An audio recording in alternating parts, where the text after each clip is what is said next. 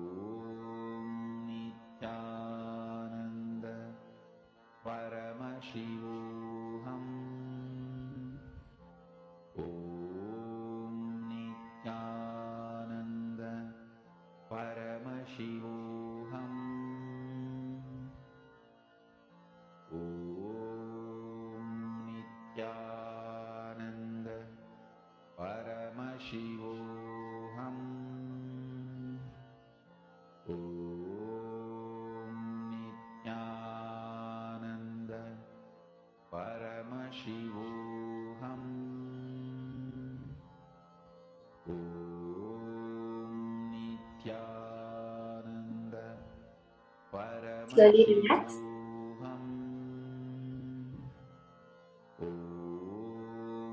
You can now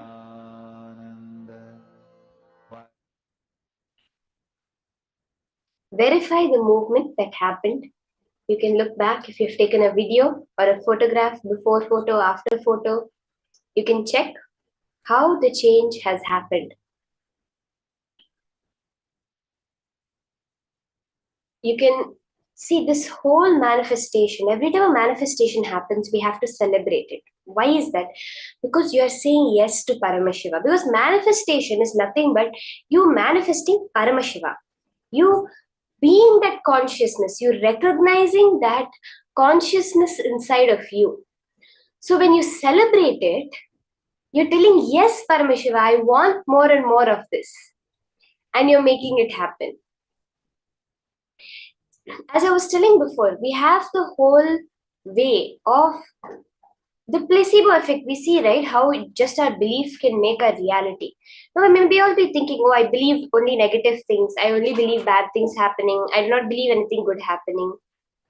But then, very clearly, science has come up with this science now where they're recognizing the whole placebo effect. They are witnessing the whole changing in the brain that happens, through which the brain can change and change what it believes, the various pathways that go through, and witness and can manifest new things in our life, because we are able to have this thing called neuroplasticity. When we manifest, we are not manifesting. It's not us who is doing it. It is we are witnessing Paramashiva's manifestation. That's all. Now, Swamiji is going to be taking us further into this idea, this cognition about conscious elasticity and neuroplasticity, about how not being stuck with something small, but being able to constantly expand, being able to be fluid with the way the world functions and make your reality the way you want it. Let us now hear these higher powerful cognitions from Swamiji on conscious elasticity.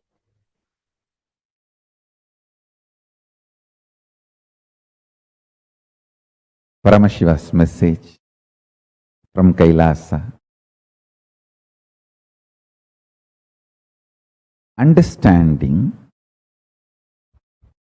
the multiple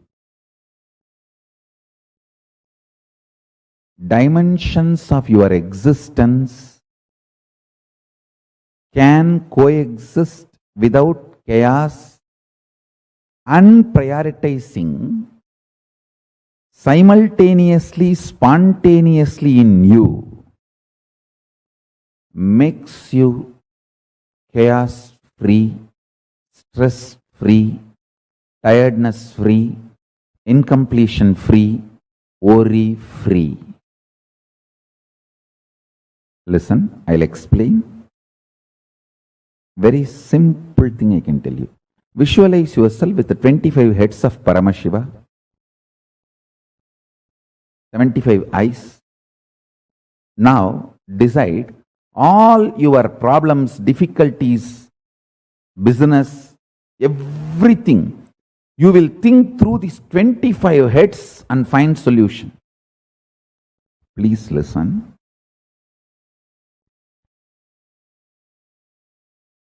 These visualizations like 25 heads of Paramashiva, 75 eyes of Paramashiva, 50 hands of Paramashiva, all these expands your conscious elasticity.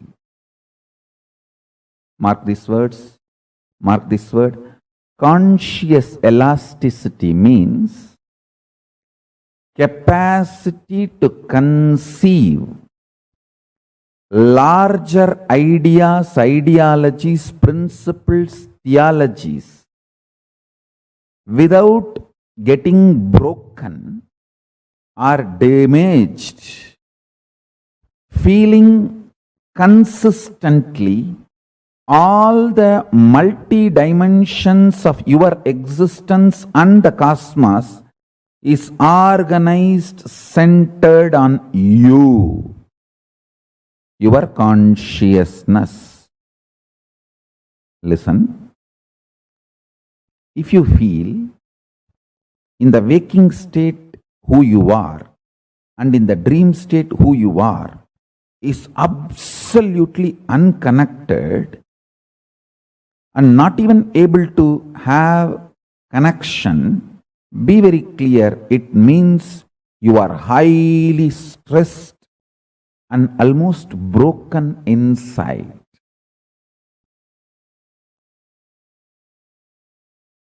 The multiple parts of you, dreaming part, visualization part, thinking part, emotional component, feeling component, deciding component, all this,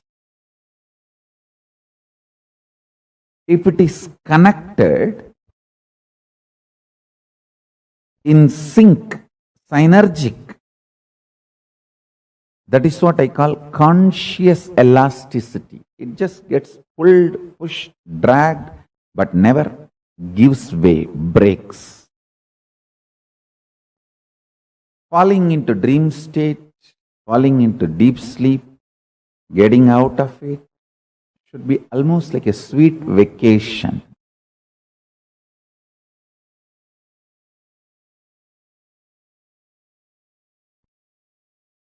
Paramashiva's message directly from Kailasa. Conscious elasticity is ability to unclutch and operate. Ability to unclutch and operate.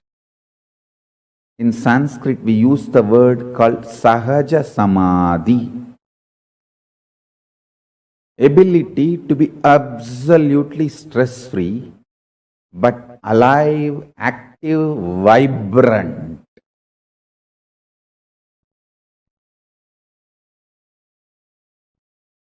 I can sit in Nirvikalpa Samadhi whole day in this Batmasana and go on releasing the ideas about Kailasa, Reserve Bank of Kailasa.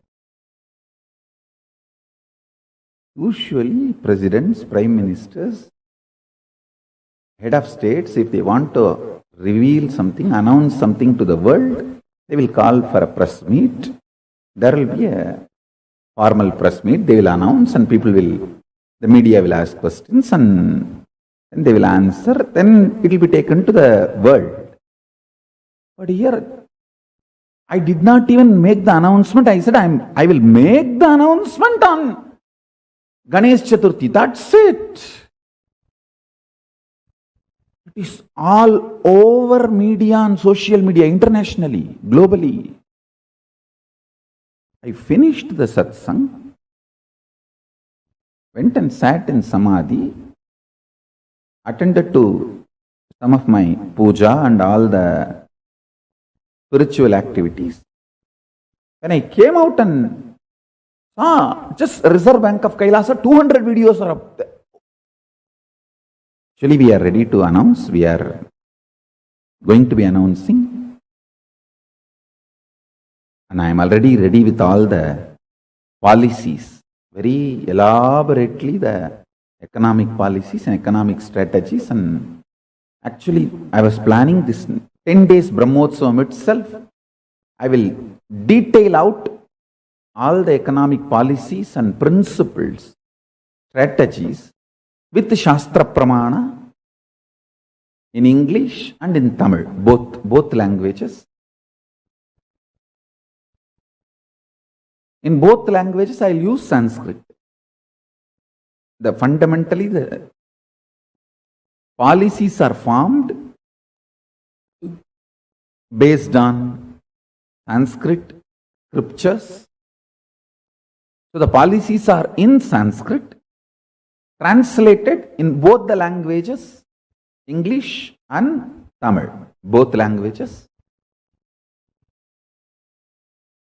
But only I was wondering, still I am not able to logically understand why this Reserve Bank of Kailasa became so popular, viral.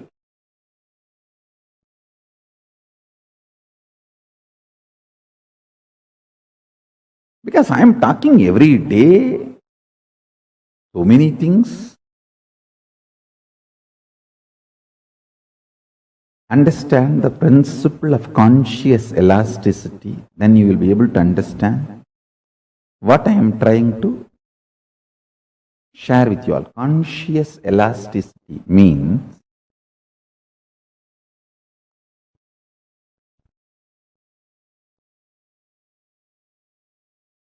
ability to completely unclutch and ability to fully involve both.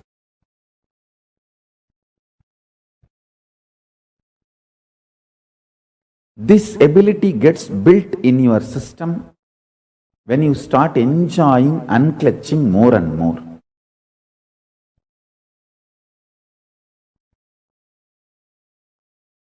There was a great saint, Ramalinga Vallalar, in South India. He gives a beautiful 3 instruction. Pasittiru, Thanittiru, Velittiru. Means, always body should feel hunger. You should never dump the body with food and seal it up to this. Pasittiru. Always body should be functioning, alive, hungry, burning. Jataragni should be burning. See the Homagni also in Yagavanta also. If you dump the whole thing, the fire will be choked and it will not even be able to burn whatever you offered as ahuti. So you should do it in such a way that the fire should not be overloaded. Same way the Jataragni, the fire in your stomach, responsible for hunger, digestion. It should not be overloaded. It should be kept alive, constantly burning, alive.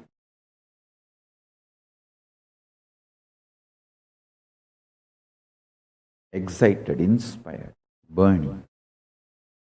Listen carefully. Pasittiru means keep your body hungry. Always, always a level of hunger should be there. Tanittiru, be unclutched. Vizhittiru, be fully alive in the state of Turyatita and Turyatita. That's the essence of this great saint's teaching, Ramalinga Vallalar. Pasittiru, Tanittiru, Vizhittiru. These three will make the conscious elasticity happen in you.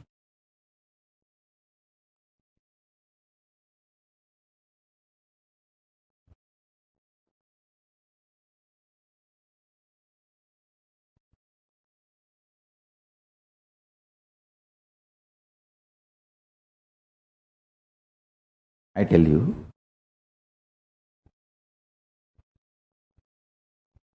human mind is capable of manifesting everything in the life. Listen carefully. You are absolutely capable of manifesting all the powers and possibilities of Paramashiva. Your delusion, I should say, the delusion forcibly dumped on you by society, your brainwashing education system, actually, society does not want classy people. It wants middle class, mediocre. Because only then it can continue to exploit you and you will be like a sheep. That is why the brainwashing, materialistic education teaches you, if you are absolutely silent, unclutched, you will not be active, enjoying life. If you are active, outgoing, you will not be indrawn. That is stupidity taught to you. This is taught in multiple levels. You should always be outgoing, and if you learnt only outgoing, you will collapse in depression. If you learnt only going inside,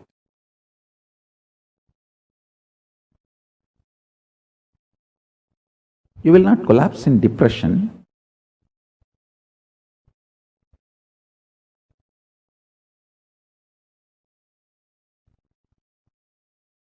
Maybe you will be a little impractical with the outer world.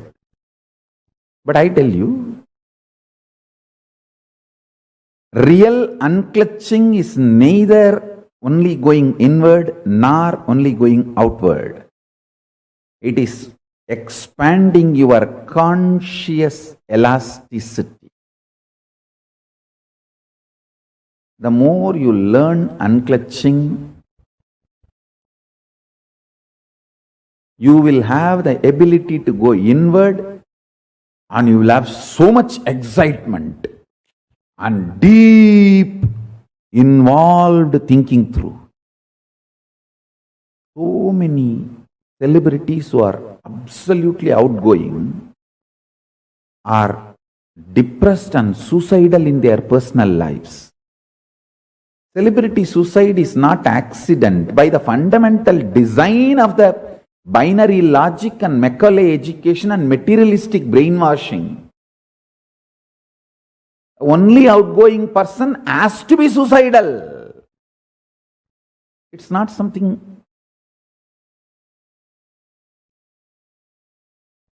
rare, whether comedians or stand-up comedians or all celebrity, the film actors or even the celebrity journalists, stage actors. The only outgoing, and you see, if you are brainwashed, you are capable of only one thing, that is all is needed to destroy you. Either you die as a mediocre forever, or you live as conflicted genius and collapse. I tell you, conscious elasticity.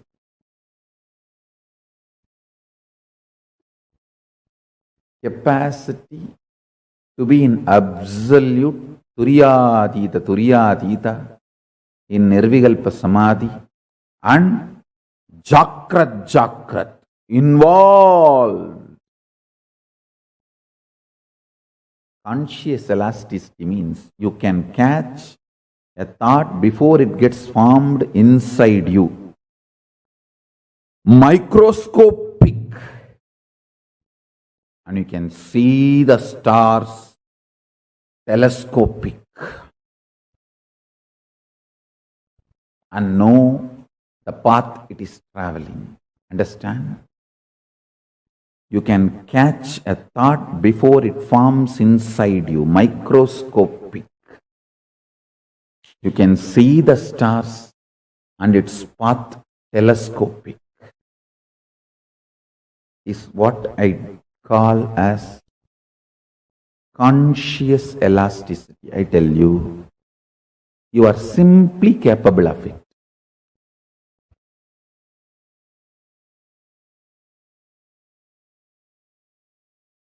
Visualize you with 25 faces.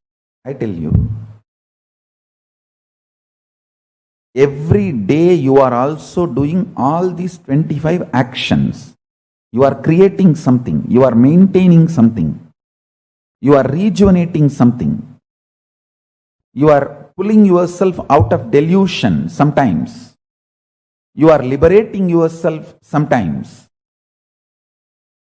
All these 25 actions you are also doing, but with a lot of conflicts, stress, friction, fight,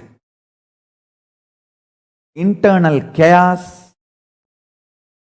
because you do not understand all these 25 can coexist in a very orderly way. If you can organize your inner space and understand this 25 constantly is happening in you in a very orderly way. Please understand, this next 24 hours, I want to dedicate this. I want to dedicate it to this one principle. All of you sit and pen down, think, do Vakyartha Sadas on this one principle. How you are doing all these 25 actions of Paramashiva in your life every day. Understand? Macrocosm is Paramashiva, microcosm is you. You are the microcosmic version of macrocosm Paramashiva. Brahmanda is in Pindanda. Brahmanda is Paramashiva. You in your body, in your Pindanda. is direct version, reflection, representation of that Paramashiva in all his glory, capability, possibility and powers. You are blueprint of Paramashiva. Conscious elasticity. If you visualize you with all these 25 phases of Paramashiva, the different aspects of your life, your capacity to keep everything integrated to your consciousness is conscious elasticity. If you feel these 25 phases, heads of Paramashiva is on your head, the neck muscle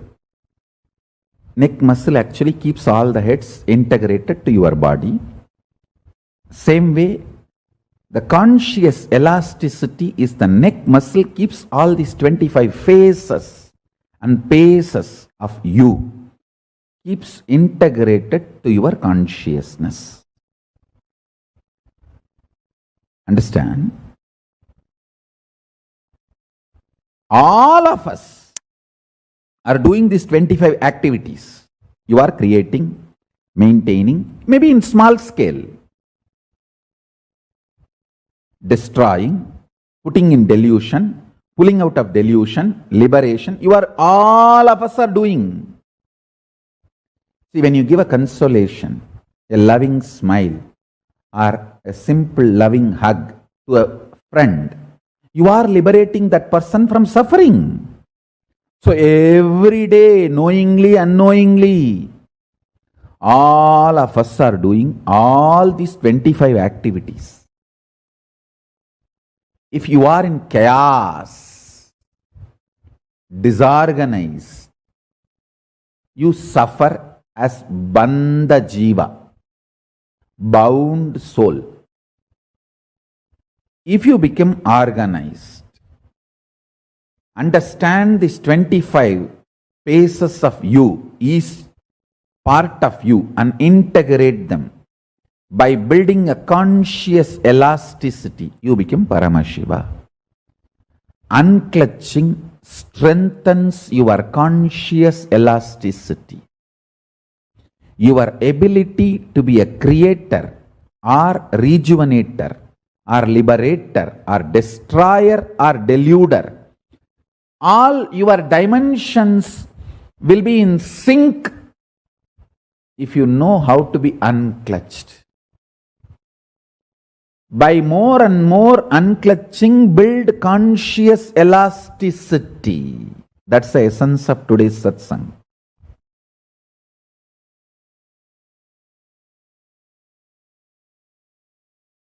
When you actually unclutch, not just your thought currents, your liver, your kidney, your intestine,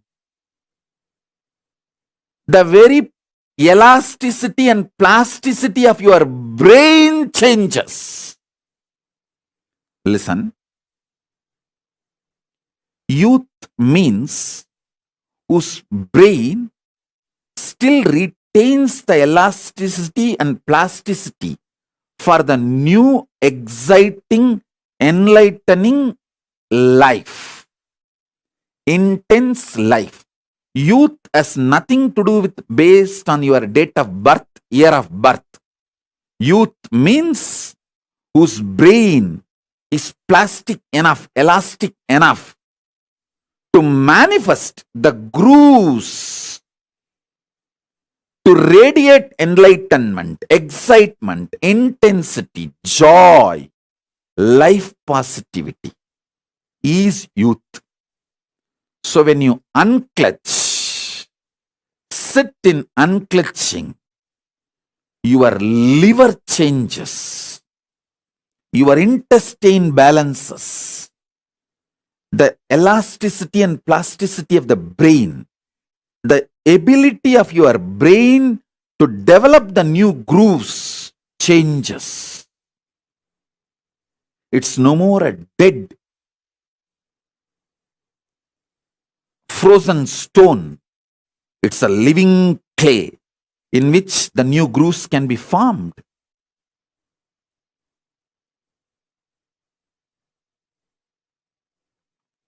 Youth is a person who can get inspired, who can get excited, who can really awaken himself for developing the grooves of enlightenment.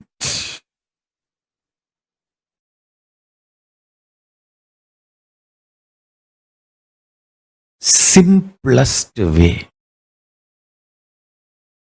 as it happened in my life, I tell you.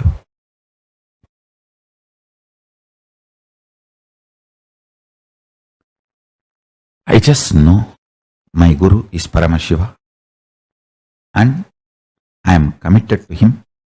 I'll do it. That's it. Understand?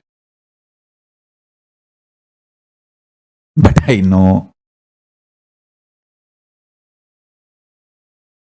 I will be integrated to my Guru and my commitment to my Guru, and not even one second iota of doubt or idea of not doing even appeared. Forget about that thought appearing and then me consoling and denying and saying, no, there is no internal struggle. I just know I am committed to my Guru and I will do it. He may not be physically available to me now. That does not mean my commitment to him changes. When your commitment to your Guru changes, even if your Guru is physically alive, even if you are living with your Guru, you are Guru widower. If your commitment to Guru has not changed, you are Dirgha Sumangali, Nitya Sumangali.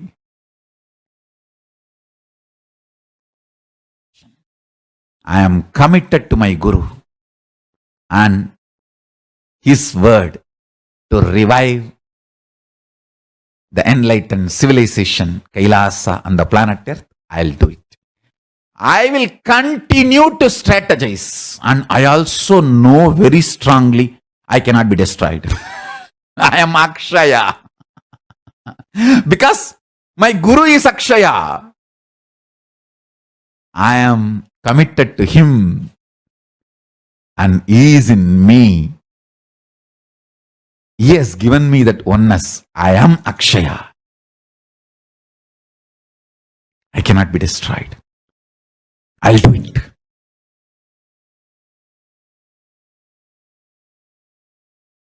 And I am successful in making it happen.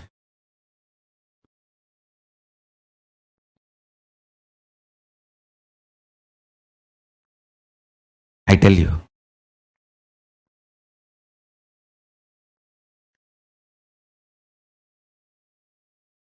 fundamentally, enlightenment is too simple. The identity you cognize as you just needed to move from pi of destructive individual identity to pi of Paramashiva. See, your foundation software, that binary code is destructive, powerless ideas, concepts, cognitions. If we wake up to the powerful cognitions,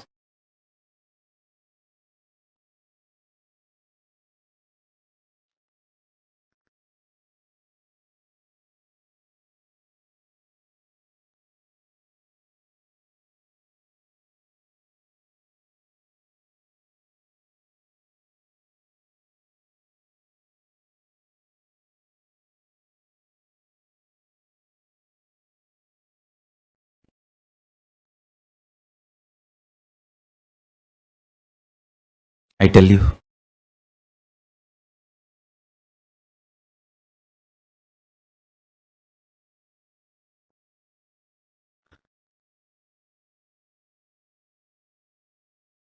The whole being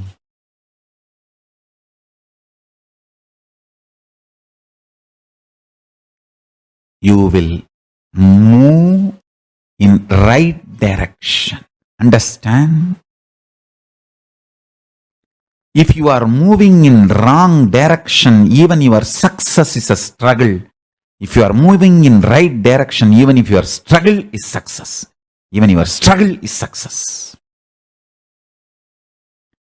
Whether life is a struggle or success is all about the direction, not about the speed or what you face during the journey. Understand? The word struggle or success, failure is defined by the direction you are moving, not by the incidents, situations, things you face during the journey. No. If your identity is right, if your Akshaya Guna, the pi, the cognitions are right, even your struggles are biggest success. Even if people feel you are struggling, you are grand success. If your Akshaya Guna, core existence is delusion, even if people feel you are successful, you are only struggling. Fail. I can negotiate with whole world for my Guru, but no question of negotiating with my Guru. I'll conquer the whole world for my Guru. No question of even looking up to see his face, only feet. Understand?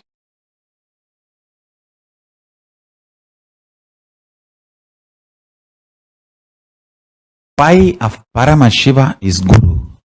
If you negotiate with the core concept Akshaya Guna, then when are you going to reach and be integrated and strategize for it? Strategizing for your enlightened identity is living enlightenment. Strategizing to live and manifest your enlightened identity is living enlightenment.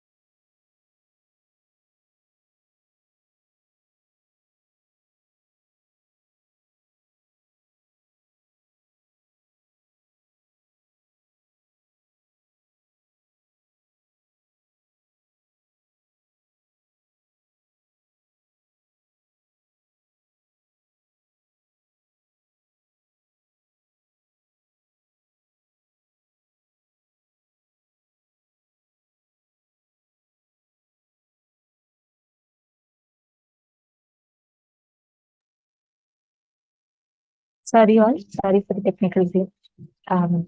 Yes, now hope all of you are able to hear.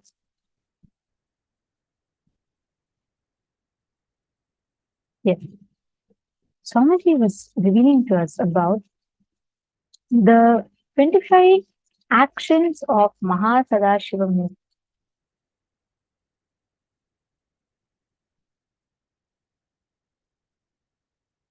How Mahasadashiva does the Panchakrityas, the actions of creation, sustenance, rejuvenation, pulling out of delusion, liberation, all of it he does without any kind of a stress or anything. He continuously happens. He keeps doing. Sorry, Sanjay, Oriaya, Sumitang, host Schmidt.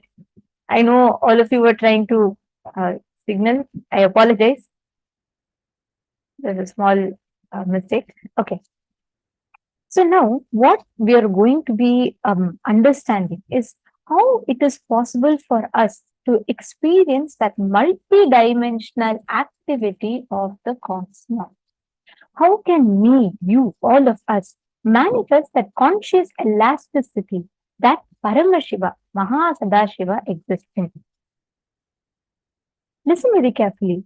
Understanding the multiple dimensions of you can coexist without your conscious intervention, can coexist without chaos, prioritizing simultaneously, spontaneously, synergetically. It makes you chaos free, stress free, tired free, incompletion free, worry free. Always this one line reminds me of this very beautiful example Swamiji gives. In this whole world, we have so many traffic lights, we have so many traffic police, we have so many thousands of people protected to, put to keep the law and order in place. And yet, so many thousands of accidents happen. So many thousands of accidents happen. There is an order, but there's so much chaos in the order. The same thing, the whole universe. Earth has been here for 4 billion years. 4 billion years. All the planets have been here for billions of years. And if you see the cosmos, it's chaos. There's no traffic police. There's no traffic signal in cosmos. There's no red light, yellow light, green light in the cosmos. And there's so much of chaos all over. There's no particular order. There's no person to tell, you have to go in a straight line, you have to do this, you have to do that. Each of them have their own forces, gravities, push, pull, etc. And still, for 4 billion years now, not a single time any accident has happened to planet. Why? There's so much of chaos, but there is an order in that chaos. How many of you are catching this? It's a very subtle example, but it's a very, very powerful example. Learning to coexist with all your 25 dimensions of you will make you manifest Mahasadashiva. Actually, just understanding that yes, these are all my own dimensions. It is me who is creating, me who is sustaining, me who is rejuvenating, and it is me who is putting myself in delusion and pulling myself out of delusion. A simple example, even a smile you give to someone who's suffering and help them, support them emotionally. Just one simple smile. That itself, again, you're liberating that person from their suffering. Every time you remember your higher identity and pull yourself out of the delusion you're falling into, you're pulling yourself out of the delusion. Understand, we are doing these panchakrityas continuously in our life. How many of you are cognizing and understanding this? How many of you are seeing and noticing how we do the panchakrityas? Every time you make a decision to create something, you want to create a job opportunity, you want to create a house, you want to create a new life, you are manifesting the creation phase of Mahasadashiva. Every time you want to sustain something, maintain something, You are manifesting the maintenance phase of Mahasadashiva. See, all of us do the Panchakrityas continuously in our life. We all do it. Different points, different times, but we are all continuously creating. Now, it's something that we all need to understand. We may wonder, especially like, why do I need to learn about all of these? What is the necessity for me to learn about all of these? How many of you at many points in your life feel, oh God, why is this happening to me like this in this life? Or it's so cruel, or life is so cruel. Oh, I would not get this. I would not get that. All those negative conversations, the moment you remind yourself that it is you who is creating, you will not be in the side of powerlessness. You would be in the side of powerfulness, responsibility. You would be the leader of your life. Take a few minutes. You're going to cognize how you're doing these activities in your life. You will have the ability. If you want the ability to generate wealth as and when you want, you need to cognize that you have the power to create anything that you want. See your own body. The brain cells that were there 1 year before are not there anymore in you now, because those cells have already been rejuvenated. You've already created new brain cells. Your entire body is not the same as how it was just 1 year before, because you've already generated every single cell in your body. It takes almost a year to recycle, like for rejuvenating. The old cells dying and new cells forming completely from head to toe, including every internal organ. New cells have been created and you're a completely new person. Who created those cells? You. Every time you are rejuvenating yourself, simple decision, many times it's just a decision that you will want to change your thoughts. If you can change it, you have that power. Now, let's do a quick thing. We are going to be going through an internalization exercise to cognize and understand all of these. And I request all of you to listen intensely, participate intensely, and write down the steps, the exercise along with us. Yes, Arumugamaya, Vishwanatha Kanya, and Ma Jnana Pradayini, Ma Smriti. I request all of you, all the participants that are watching us, viewers that are watching us on YouTube as well, please keep posting your understandings, keep interacting with us so we can be sure. And we are here to help you in case you need any kind of assistance, you would like to know some things more deeper. Please share with us and we will help you with that.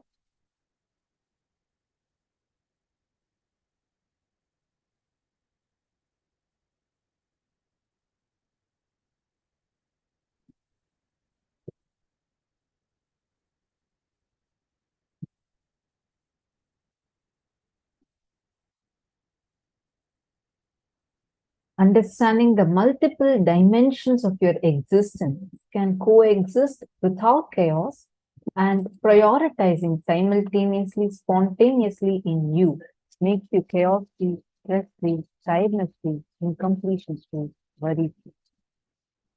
Visualizations like 25 heads of Paramashiva, 25 eyes of Paramashiva, 50 hands of Paramashiva, all of these expand your conscious elasticity. Actually, when we talk about conscious elasticity, I want to mention a few things. Like, for me, when I joined Gurukul, right, I was 14 years old when I joined Gurukul, and to see the children in the Gurukul being so small, like 7-year-old kids, 8-year-old kids, they'll be so small. With the kind of language that the kids would be talking would be something extraordinary.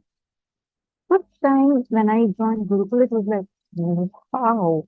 It was like entering a new world altogether. Like 7-year-old kids, she would come walk up to me and tell me that, like if I say, oh, it's painful, how can you experience pain? Is pain is alive? You're conscious. The first day I joined Gurukul, I thought, okay, probably because they're cheering in the satsang and they're only talking these. In front of me, something happened, which is what made me understand. Like the first time I understood how this are all experience. It's not just words. In front of me, actually, there were two kids that were playing, and one pushed the other one, and the kid fell off, and he hurt his elbow. And they both started talking. I expected that they may fight with each other. This was like my day 2 or 3 of Gurukul. Like I was completely new. I didn't know about Swamiji. I didn't know about Gurukul much. I'm like brand new and I joined Gurukul. And the kind of exposure I have had outside was completely different. Like the kind of kids I have met outside, or like the kind of conversation kids would have outside is completely different. So this I was expecting probably they're going to quarrel with each other. I was shocked. The conversations they had. One was asking the other one, how is it integrity to hurt this body, even though my consciousness does not experience any pain, but you're hurting this body. And the other kid is saying, no, like the language they spoke. See, when you are happy, when you're talking to someone else, I understand like you can talk anything. But when you're in that suffering or like in a pain or something, like where your life is like, you react usually. You operate only from what's in your unconscious. Swamiji had gifted all of us, even in our unconscious, we're only highly conscious. The conscious elasticity in you, more and more you start listening to these powerful cognitions, cognizing them, it will expand so high. There would be nothing called as any low point. Even in what you think as low point, you would actually be such a high conscious being. Understand? We are going to be cognizing what is this conscious elasticity.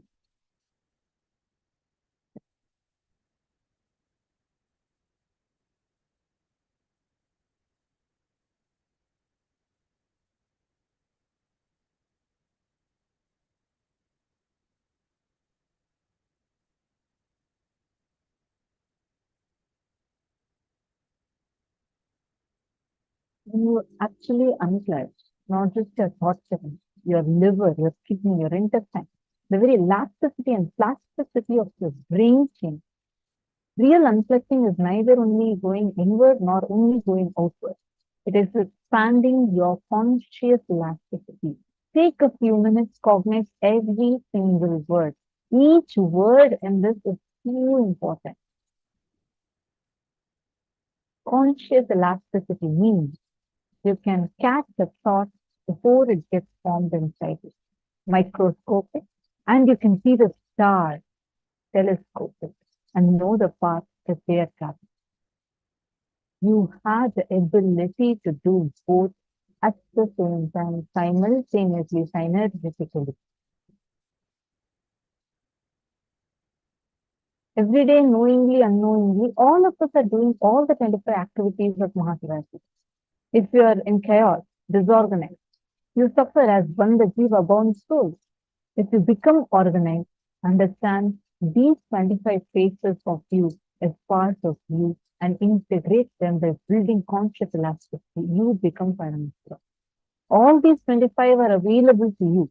It's your decision. If you decide to cognize them as your own part and understand these are your own dimensions, you will become the Lord of your life. All these 25 actions you are also doing. But because we do it out of conflict, restriction, fight, internal chaos, because we do not understand all these 25 can coexist in a very orderly way. If we can organize our inner space and understand that these 25 are constantly happening in us every day in a very orderly way, we become Mahasadashiva. Let's take a few minutes. See how you are doing these 25 actions in your life. How are you doing this Srishti, creation? How are you doing this sustenance? How are you doing the rejuvenation? Pulling in and pulling out of delusion and liberation. Can I request all of you to sit straight? Just cognize yourself as Mahasadashiva. Do it like a game, okay? You're going to try and visualizing the 25 heads. Understand it's not just the number 25. Each head, you have to cognize it. Don't just visualize like an image. You're going to be visualizing all the 25 faces of Paramashiva and just experience how you are manifesting as the different phases, manifestations of Paramashiva.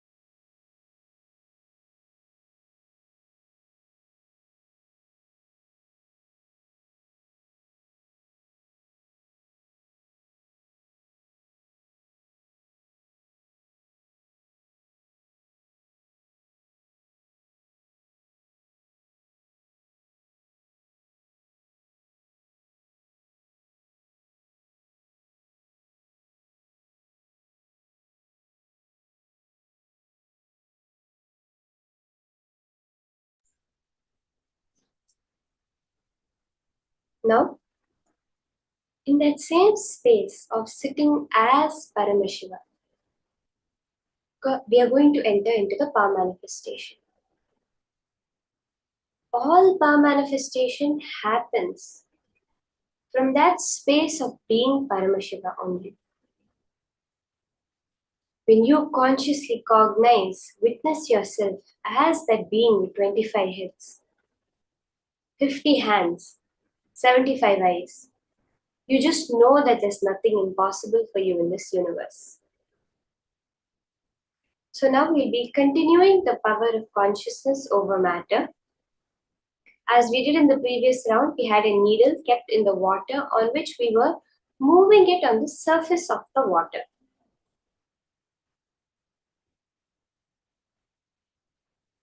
We'll be continuing with this power of consciousness over matter, again and again understanding. See, all matter which we are perceiving is just the same low frequency of consciousness. So in this round, we'll continue moving the needle on the water. Or if you can keep the water, you can place the needle or a stick on that, on the water, and you're going to be moving it in the whichever direction that you want it, okay? Again and again, when you cognize, when you remember, yes, I am Paramashiva. At the subtlest level, there is no such thing as matter when we look at it. See, when you go into your deep sleep state, do you cognize some matter, that there's something like a world is there, there is so many problems, my boss is angry with me, or else anything? You actually even cognize it in your deep sleep? No, right? Actually, now also, we have that capability of being in that space, consciously interacting with life, making everything happen, but knowing that nothing exists. It's just a dream. That is what we do when we do the power manifestation. Are we all ready? Again, just sit as Paramashiva. Understand, if there is a will that is established in consciousness that can move my hand, which is also matter, there is a will, that same will can move the coconut in front of me, can move the needle that I have kept in the water. You can look at it at any angle, like you're moving the stick, or else you feel more connected to water because you are made out of 70 to 80% water. You feel connected, yes, I can move the water. You can even do that. Move the water and make the needle move. Any matter can be moved by your consciousness. That is the truth that Swamiji is giving us. So you can start, you can sit straight, keep the object in the water.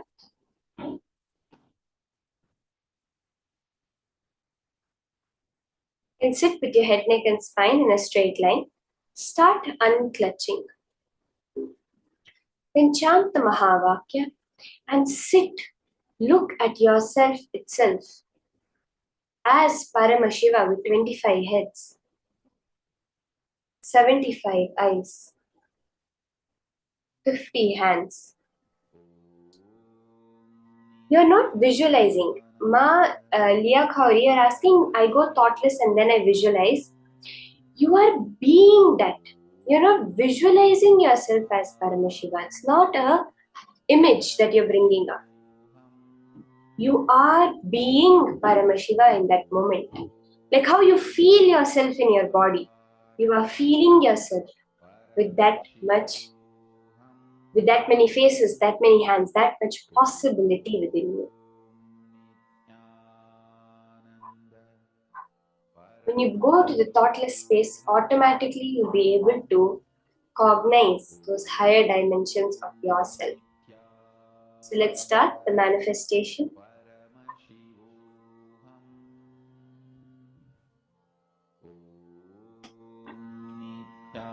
Nithyananda Paramashivoham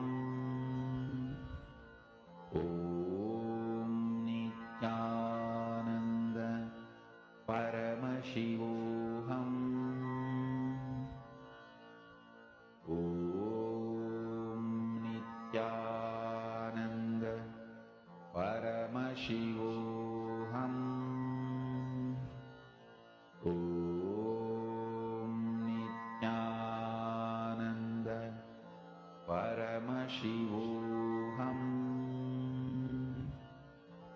Om Nithyananda Paramashivoham Om Nithyananda Paramashivoham Om Nithyananda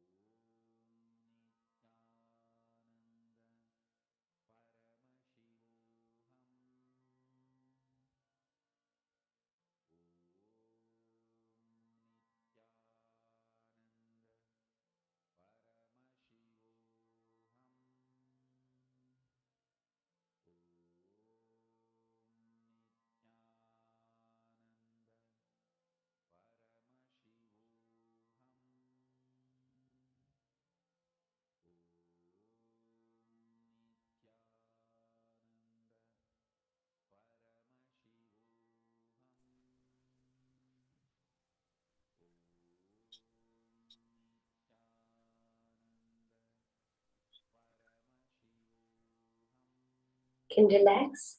You can verify the manifestation that has happened. Further today, we'll be going into much deeper levels of consciousness over matter, where you will really will experience the whole manifestation happening. Wow, Ma Krista is sharing that you got the straw to move. Let's all celebrate, Ma Krista. That's so awesome, Ma. And you did it with a baby in your lap. Swamiji always says the children receive the power manifestation so fast and so beautifully that when you keep them on your lap and do power manifestation, it just happens. That's so beautiful, Ma. So beautiful. The next session which we are going to be entering into is Shiva Vidya from Mrigendra Agama. We are going to be understanding deeper about that multi-dimensional activity of Paramashiva. What it means to have that 25 heads, that 75 eyes and 50 hands, and how we can be in that friendly, intimate space of oneness with Paramashiva. Let's now enter into these higher powerful cognitions from Swamiji.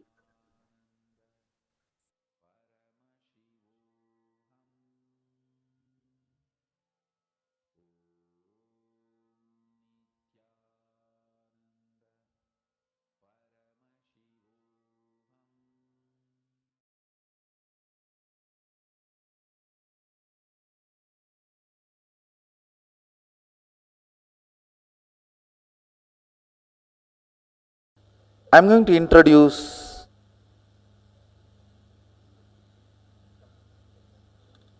Mahasadashiva,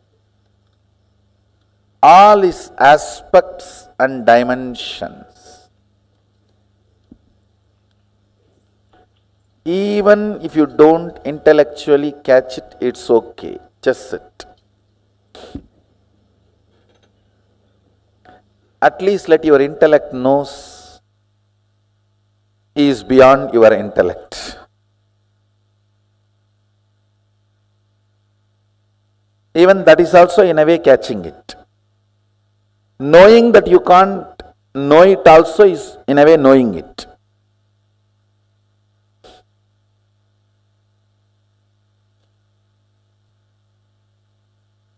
So you can see Mahasadashiva's, the way he describes himself in Agama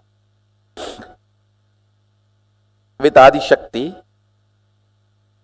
You can see him with 25 heads.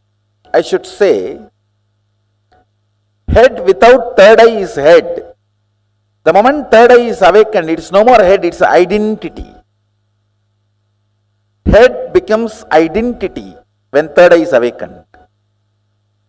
Till your third eye is awakened, even if your head is cut, no use. Nothing is lost.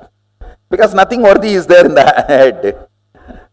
Once the third eye awakens only, you become an identity. So, because your existence is needed. Your existence is needed for you, for society, for humanity, for the universe. Till third eye is awakened, your existence is nothing more than this animals in the slaughterhouse. People look at that only as a next day meal. It's not looked as an animal. Of course, that is not right. That is the next. So you can see him having 25 heads. First layer 9, second layer 7, third layer 5, fourth layer 3, last layer 1. Listen, actually this 25 is not number 25. It is just countless. Any identity is part of Mahasadashiva. Then it is zillion or zillions and zillions. It's countless. Listen, first unit, length, all of you understand. Your logic. breath, your visualization or emotion, heart. Understand, as long as there is only length and breadth, only these two exist. But when the length and breadth gets matured to depth, not only depth is born, in depth there are many other things born. Listen, when there is a water and land, these two are separate two units. When the water and land gets mixed, not only the fertile land is born, in the fertile land multiple things are born. How many of you are catching it?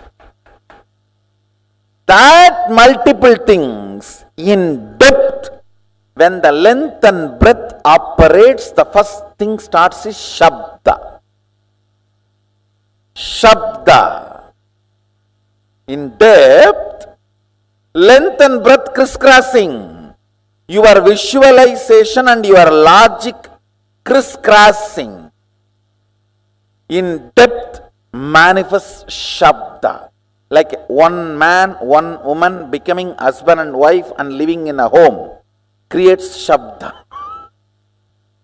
Man is length, woman is breadth, house is depth. It is not just length, breadth, depth. Now the side effect starts. So that is why from the head of the depth, the multi-dimension starts. The next second layer is not called second layer, multi-dimension. Listen, because in that Shabda head, it is not one head, it is inclusion of length, breadth, depth together. So how many heads? So 4 put together is represented by one identity. Length, breadth, depth, all these are unit dimension. It is called Tattva. Unit. Listen carefully. Just now you all understood this Shabda head. This head. All of you are able to see the Shabda head. That is 4 in 1. Am I right? Which is not.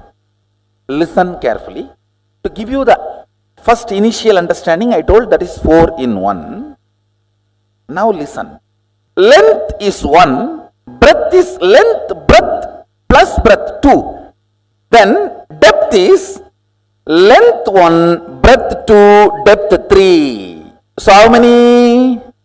When the depth is 6, how can Shabda be just 7? How many of you are understanding? Listen.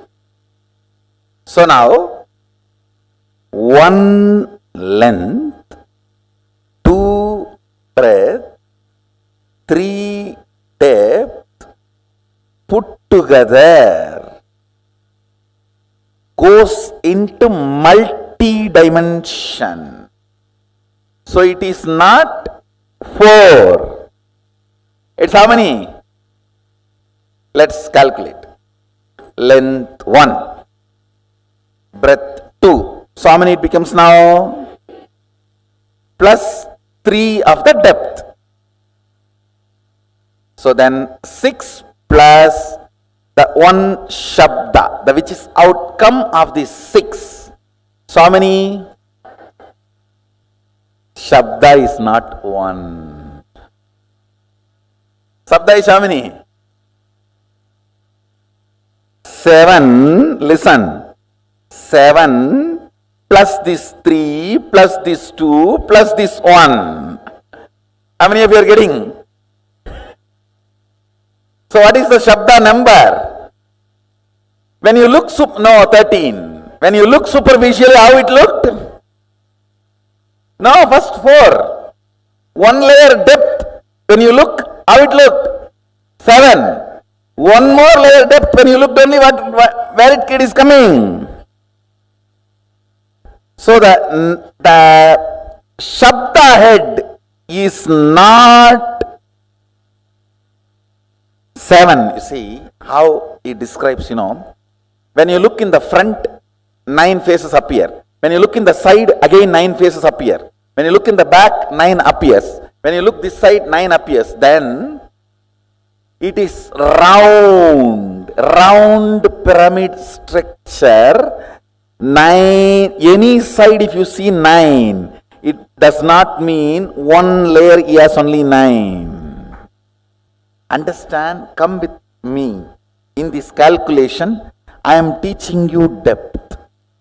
How universe multiplies. How life is multiplying. Shabda. Tell me now. Length is 1. Length 1. Breadth 2. Depth 3.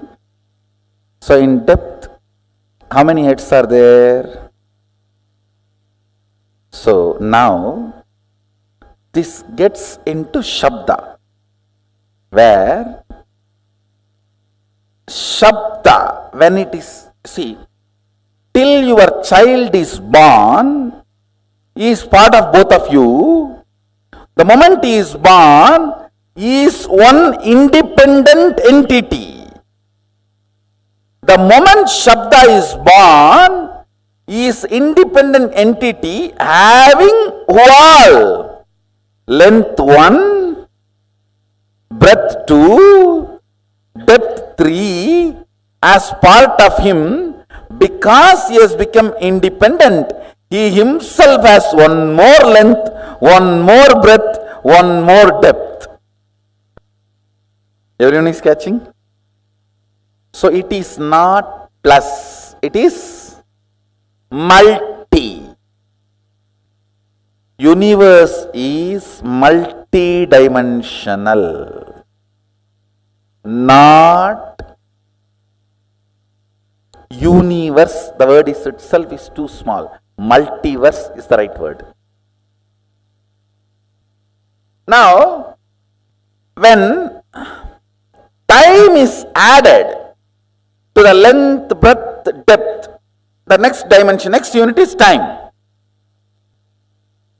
But understanding this in your cognition is very important. Time, when it is added, time is not fourth head, four head together, which is not 4, which is 1 plus 2 plus 3 plus 4. Because time is born now, it is 4. Now, when the time and Shabda gathers, forms Nada. Nada means defined sound. If the time, with the time when it forms rhythmically, it is called Nada. Shabda is wild sound. Nada is language. You understand the difference? Shabda is wild sound. Nada is language. Shabda is wild river. Nada is embanked canal. Nada kala is pure drinking water. I'll explain about that next. It is in Nada kala your will is created. Understand, your will does not belong to a language. Sometimes even what you don't describe will become reality because it belongs to intelligence. See, when you create a will to manifest power, your wordings will never be adequate. How many of you understood that? The word you generate for manifesting powers, your will, the words you generate will never be adequate instruction. It will be like a legal document only. Unsaid, unforesaid, foreseen, unforeseen.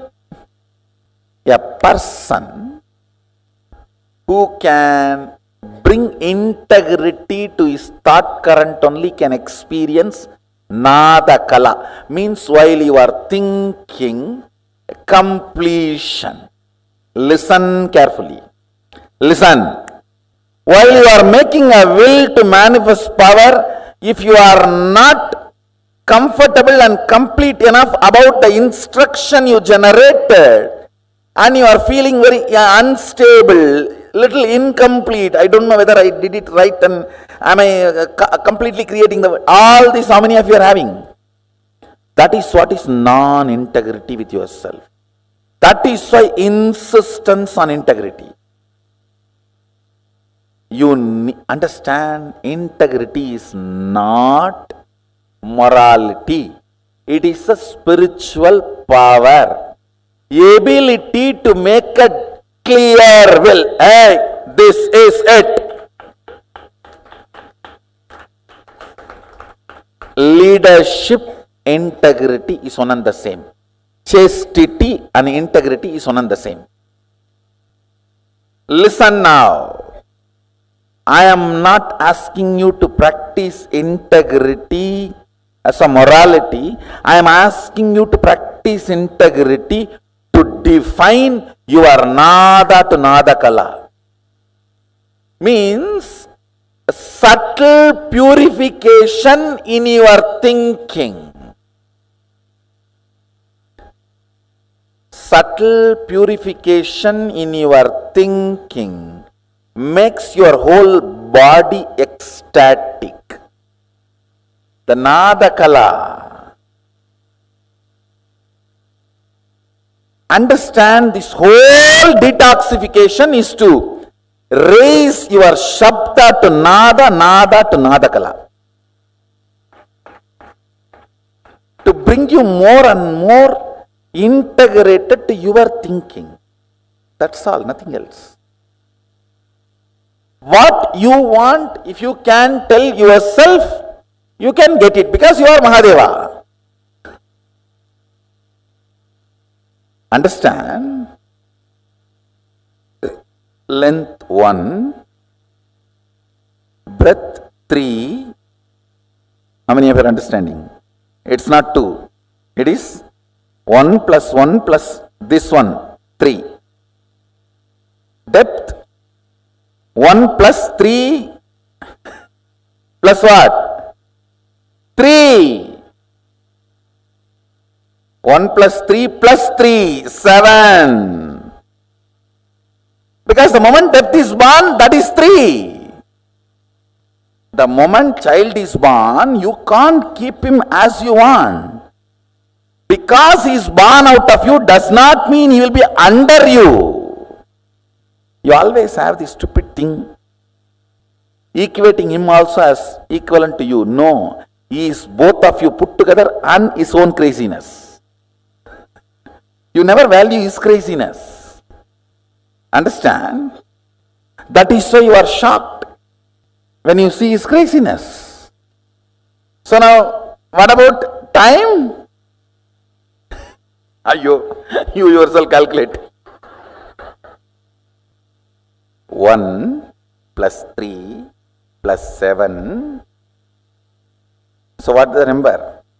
11 plus 11. Because the moment time is born, it has all the identities of this 11 into it. Not even 11, 12. Because time is its own independent identity. How many of you are catching? What is space now? No, actually you will have to visualize clearly. 1, 1, 1, 1, 1, 1 and count. By the time coffee has come to mind, no, come back. 1, 1, 1, 1, 1, 1.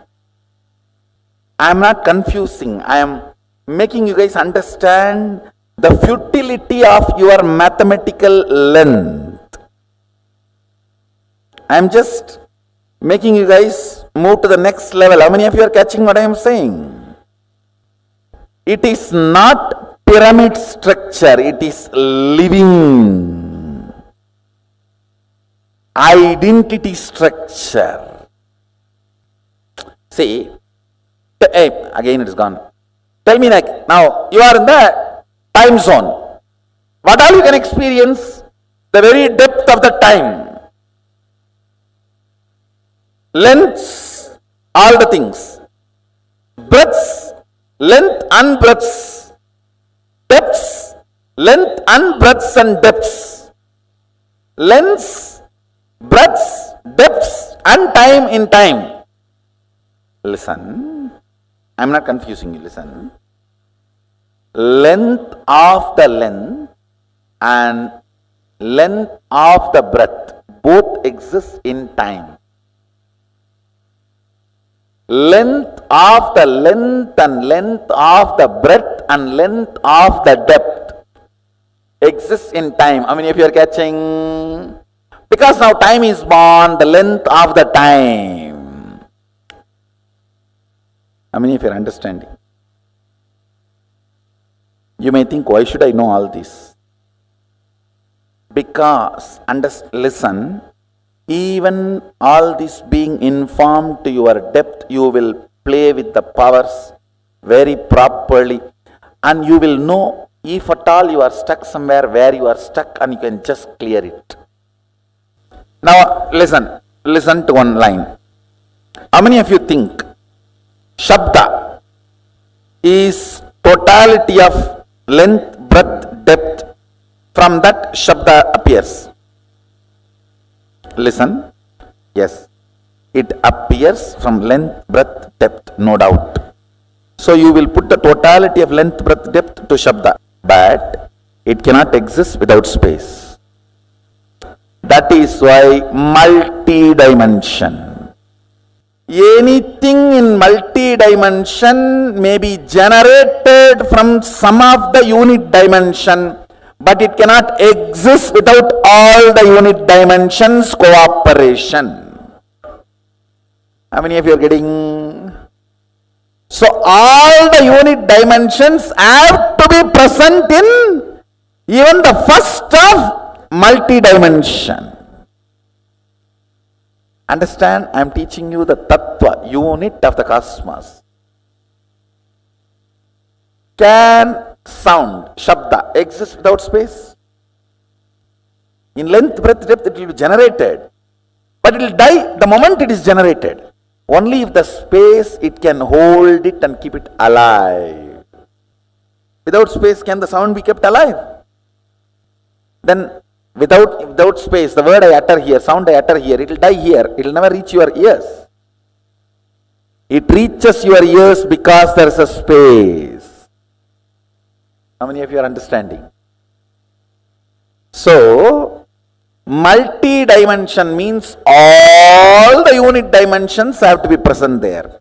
Multiple dimensions means all the unit dimension and multi-dimensions have to be present there.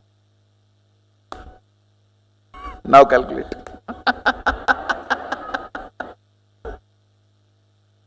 You are contemplating on Mahadeva and his glory. Understand? Only when your logic understands, it cannot capture. It allows the breath, emotion to open up, devotion to open up. When your devotion also understands, I cannot capture it. Your depth opens up. Your depth says, where am I to grasp him? Then your time opens up. Your time, when it goes crazy, the space opens up. The space only creates oneness.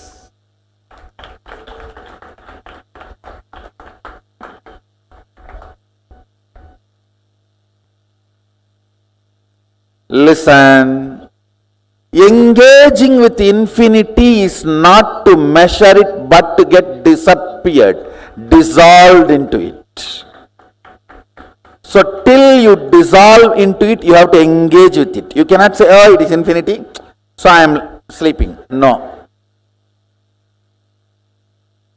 That is not, you have to calculate now. You have to engage with infinity.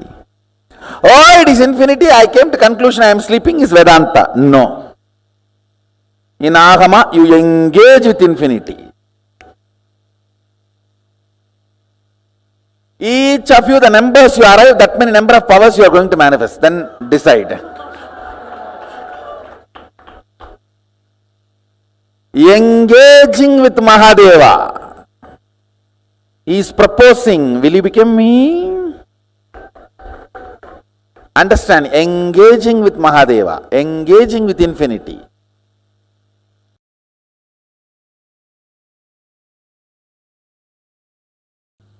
See, manifesting powers of third eye, like reading through your third eye, scanning through your third eye, is power.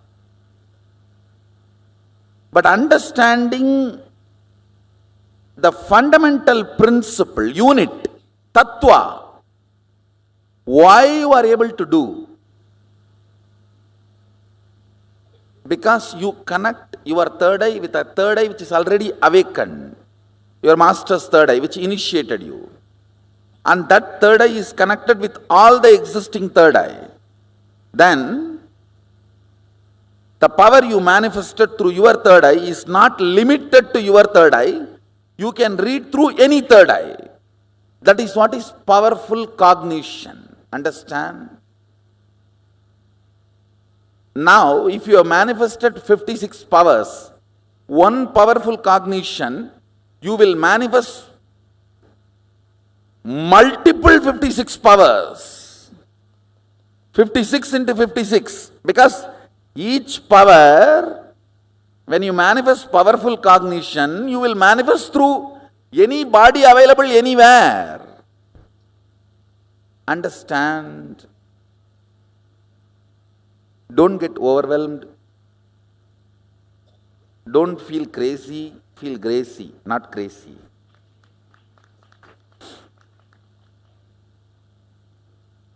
Don't feel this is too good to be true. Yes, it is too good to be true, but true. And don't come to the conclusion, these are all not for me. Even the first power I am struggling with. Where is all this? Understand? Sometime you may not manifest in even one power, but one powerful cognition will crack in you and make you manifest all the powers, because you may be a person of length. Your predominant cognition must have been settled on length. Powerful cognitions open the length dimension in you. When the Shiva Tattva manifests in you, you will give powers to others.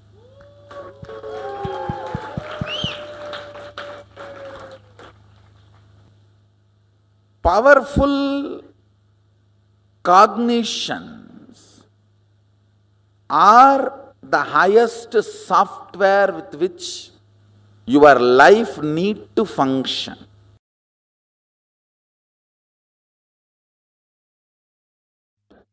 My next commitment to all of you, I'll make you experience Kailasa.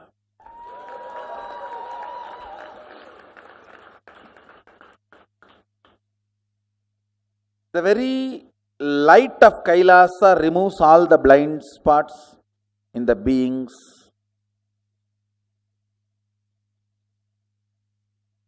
Now I will complete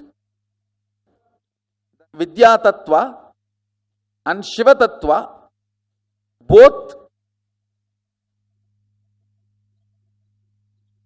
and make you experience the 11th dimension. It is actually a game to make you understand and visualize each dimension, what all it consists, what it takes to generate and what it takes to sustain, what it takes to evolve. When Shabda is generated, how it is sustained as Nada and evolved as Nadakala. It is just a contemplation game to make you understand, to make you engage with the infinity. I'll just show you a simple video. How many of you saw that antimatter? I just shared in my Facebook page. I'll show you and then I'll talk to you guys about it.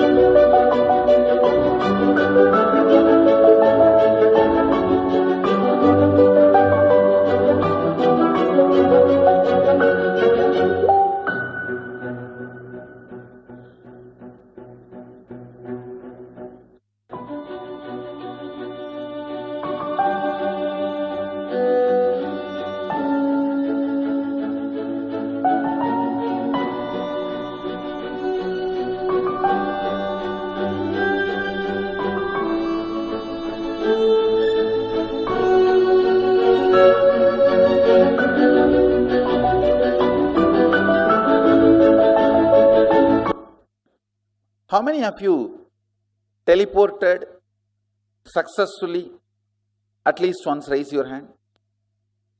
All of you already produced antimatter. Understand, only if the vibhuti here, bhasma here becomes antimatter, it can travel and settle down in any place and become matter. Listen, I'll project now. This other side is just antimatter. How many of you are catching? The other side of all the heads. Avyakta.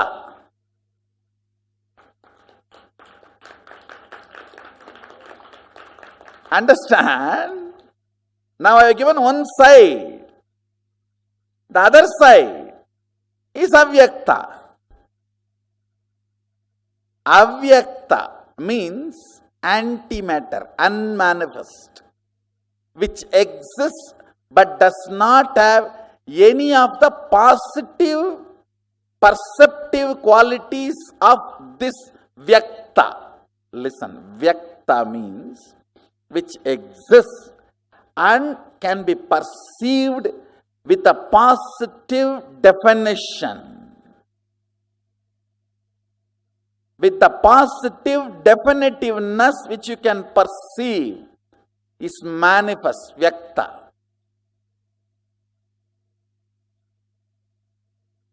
I know, many are thinking, anyhow, vyakta itself I have not understood, forget about avyakta.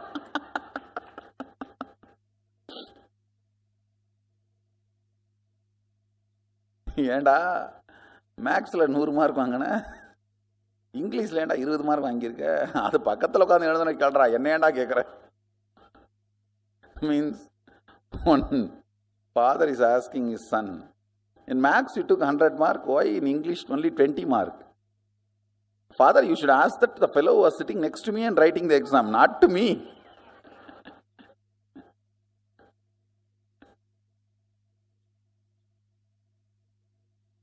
So vyakta itself, we have not understood anything. Avyakta. Listen, what we call parallel universe, unmanifest, avyakta, the delusion component of Mahadeva, Throbhava, cannot be exactly translated as delusion. It should only be translated as ununderstandable, ununderstood, or unknown.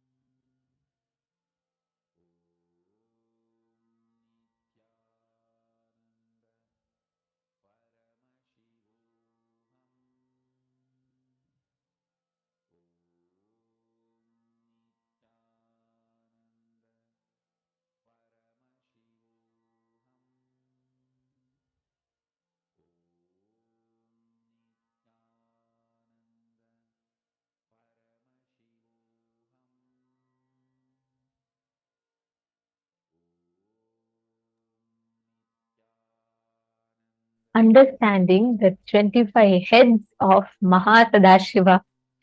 How many of you? Okay, let me start with this. What did each of you understand firstly? How many of you cognized what Swamiji revealed in this segment, understanding the 25 heads of Mahasadashiva and understanding the sound, anti-sound, matter, antimatter, and understanding how he exists, how Mahasadashiva, the form of Mahasadashiva exists. What did each of you understand? Can I request all the participants to take a few minutes and share?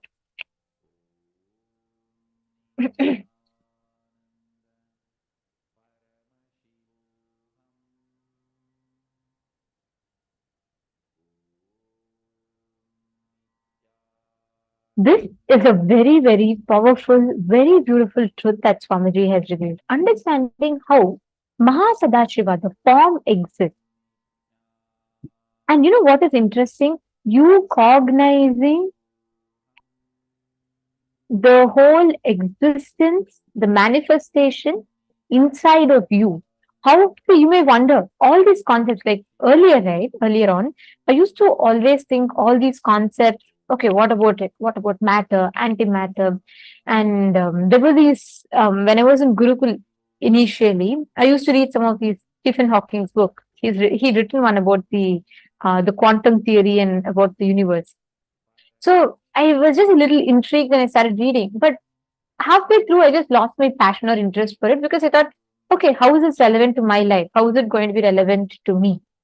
But then during Mahasadashivoham time, when 2017, when Swamiji was revealing these truths, I started understanding how much the universe is, it makes sense to our life, how much it's connected to us.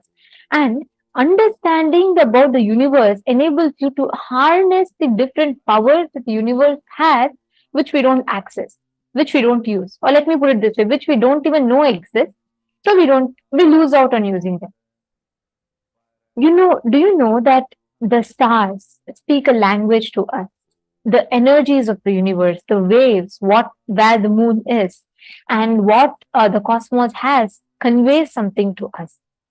And so does understanding what these deities represent. These forms are not simply, it is not randomly that 25 heads are placed on Mahasadashiva. No. What Swamiji detailed out is something phenomenal. It represents how you surpass one dimension to another dimension to the next, to generate the higher dimensions, the next levels. Physics understood about quantum theory, atoms, subatomic particles, and then they started understanding about quarks, and then they started understanding about the string theory, basically. And they started understanding deeper and deeper about this. But it is taking thousands of years for science to grasp. But just our enlightened masters who delved into our scriptures were able to understand these sciences so precisely because the source of the creation, Paramashiva, the gods have embedded these sciences, encoded these sciences through the scriptures and passed it on to us. It's just that we are not in touch with the language that it's passed on to.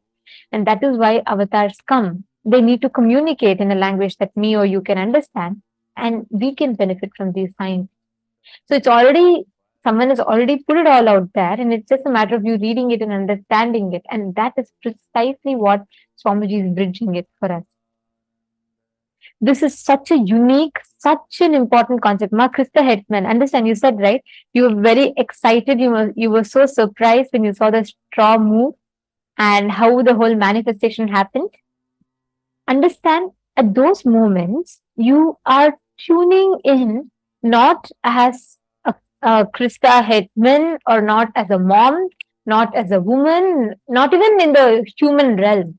You are connecting to your highest reality, which is in tune with the universe's thought current, which is in tune with the frequency that the universe functions. That's why Swamiji said, if you are able to teleport, that means you are producing antimatter.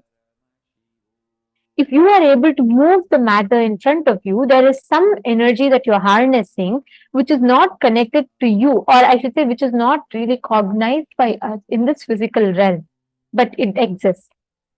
So we are learning about how you can practically apply, harness these sciences in your day-to-day life.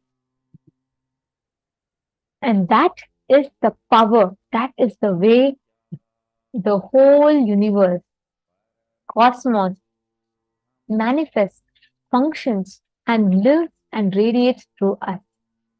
So please understand, each time when all of us experience these powerful cognitions, when you're listening to these truths, these are all not some very nice, very good brain candies to hear.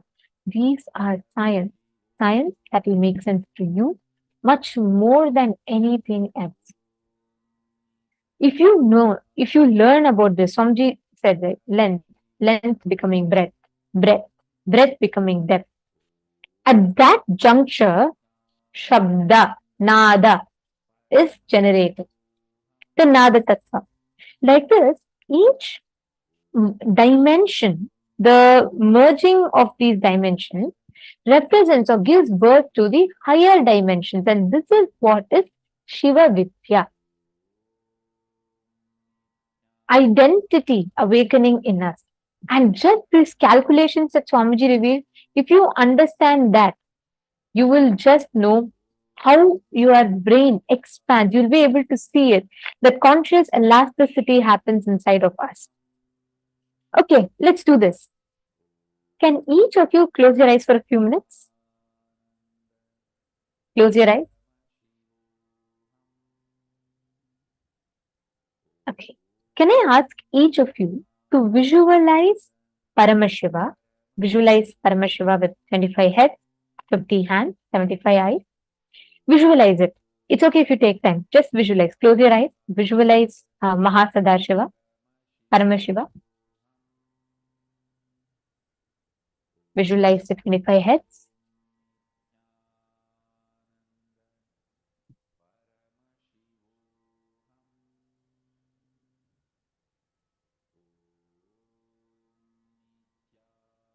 Now, can I request each of you to hold on to this visualization and write down in the first layer how many heads are there, in the second layer how many heads are there, in the third layer how many heads are there.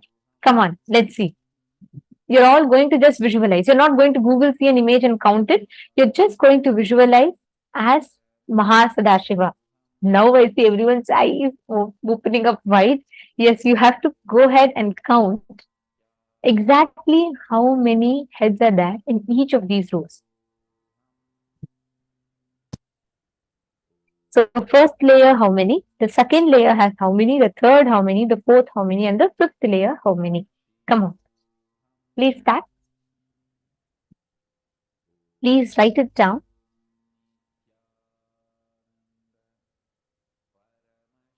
Understand when you count that, actually your brain expands. I'll give you all a few minutes. Take a few minutes and please count.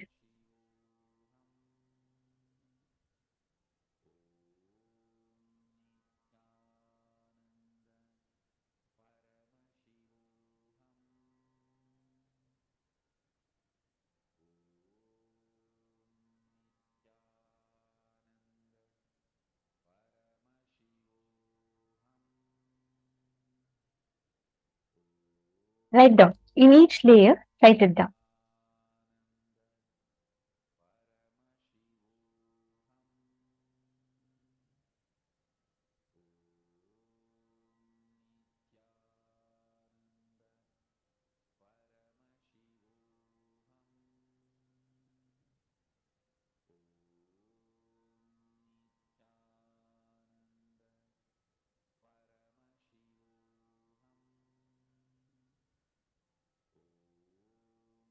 In each of the layers, please pen down. Take a few minutes.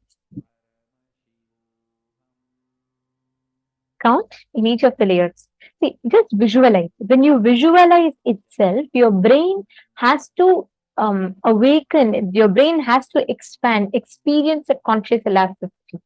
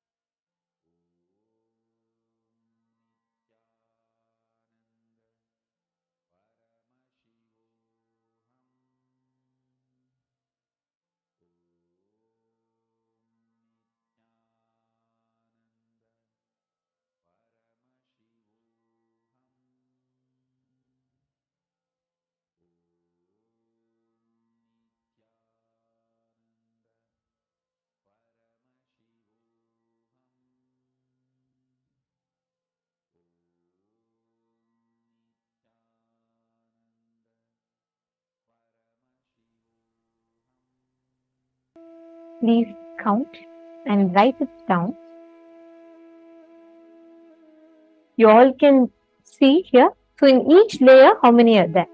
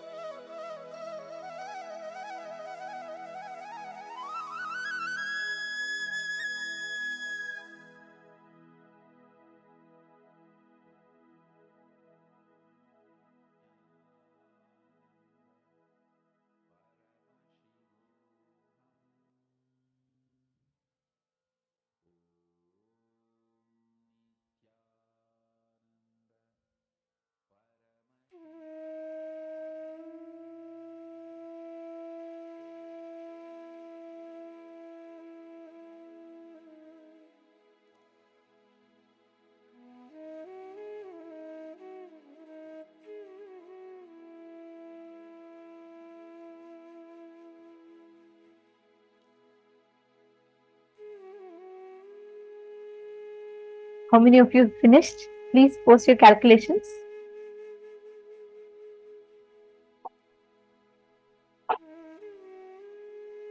Okay.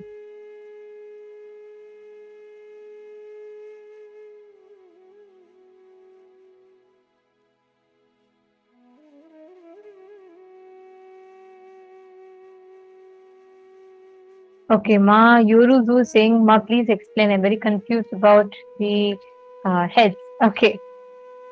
So I'll explain to you all about what these 25 faces are. Please understand. These 25 faces represent Paramashiva's manifestations in each form. See, Ma, Mayoruzu, when Paramashiva performs the Srishti and when he performs the um, sustenance, when he performs rejuvenation, each of these acts that he does, each of these panchakrityas that he does, each of this is the 25 different identities. See, it is countless. Any identity is part of Mahasadashiva. But the main 25 faces represents the 25 different identities: creation, sustenance, rejuvenation, pulling out of delusion, putting in and pulling out of delusion, and liberation, all of them. So they all represent the Panchakritya of Paramashiva. The permutation combination of all of these put together makes up these 25 heads. Okay, so I'll quickly tell you all the answer. So the answer is 97531. Okay, let's see how many of you got it right. 97531. Yes.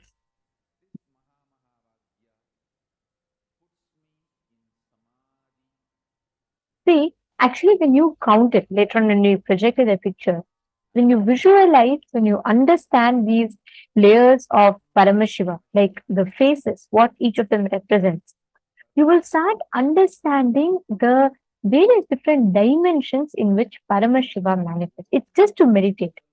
Length, which is basically logic, breadth, crisscrossing of length and breadth, depth is born. When the length and breadth gets matured to depth, not only depth is born, in depth, there are many other things that are born. When, for example,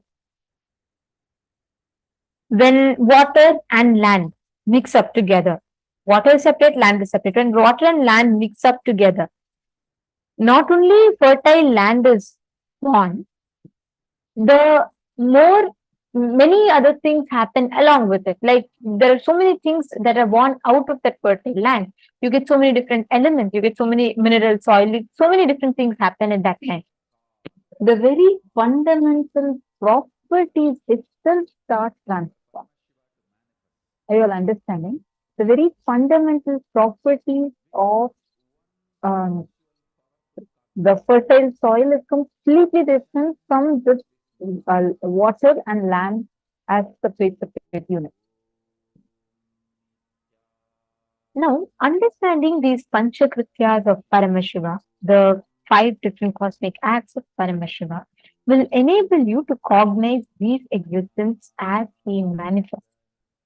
Now, I request every one of you to sit. Let us enter into the next round of being able to move a matter. This time, you're not going to move it in the water. So, you're not going to just move it in the water. You're going to try and levitate an object in water. Are we all ready? Will you all start? Can I request every one of you to put maybe a grain of rice or an eraser, not something too heavy, at the same time, not something that already floats. It should just be something that can float in water, but which is right now not floating. Like a piece of eraser, or let's say a grain, something that's heavy, or some peel, something like that. You can just put it in the water. What you're going to be doing now is you're going to be levitating that object in water. Listen very carefully. Water has the ability to respond to your thoughts.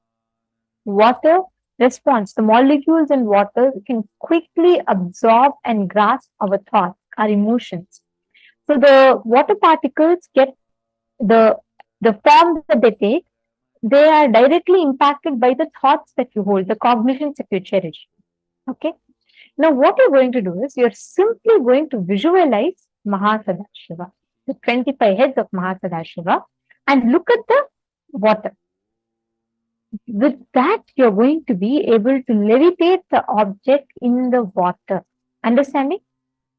Can I request everyone to put the glass of water in front of the camera, please?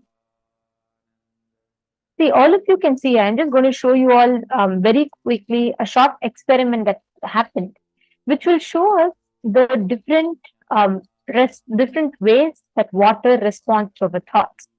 Okay, I request every one of you to please see this for a few minutes.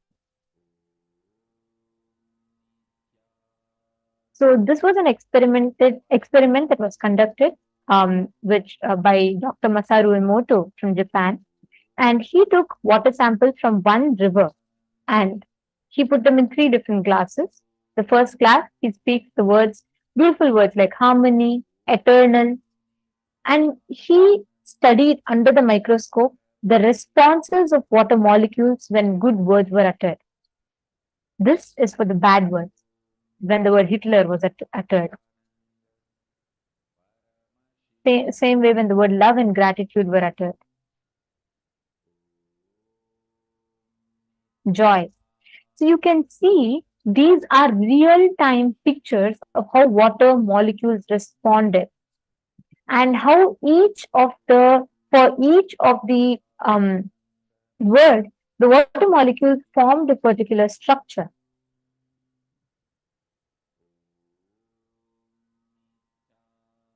You can see when the word evil is uttered, the whole water molecule gets disturbed. Peace, you can see how beautifully it forms together. Before prayer and after prayer.